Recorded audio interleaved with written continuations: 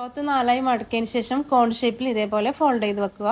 പിന്നെ waste width 11.5, crotch ലെങ്ത്തും 11.5. ഇവിടെ നിന്ന് 3 ഇഞ്ച് മാർക്ക് ചെയ്യുക. എന്നിട്ട് മുകളിലോട്ടേക്ക് ഒരു സ്ട്രൈറ്റ് ലൈൻ വരയ്ക്കുക. ഇതേപോലെ കേർവ് ഷേപ്പ് ഒന്ന് മാർക്ക് ചെയ്തതിന് ശേഷം നമ്മുടെ പാൻറ്റിൻ്റെ ലെങ്ത്ത് എത്രയാണോ 38 ആണ് ഞാൻ എടുക്കുന്നത്. വേസ്റ്റിൻ്റെ അവിടുത്തെ നിന്ന് ടാപ്പ് വെച്ച് 38 ഇതേപോലെ റൗണ്ടായിട്ട് മാർക്ക് ചെയ്തിട്ട് കട്ട് ചെയ്യുക. ഈ ഒരു പാൻറ്റ് സ്റ്റിച്ച് ചെയ്യാൻ വേണ്ടിക്ക് 3.5 മീറ്റർ ക്ലോത്താണ് ഞാൻ യൂസ് ചെയ്തിട്ടുള്ളത്.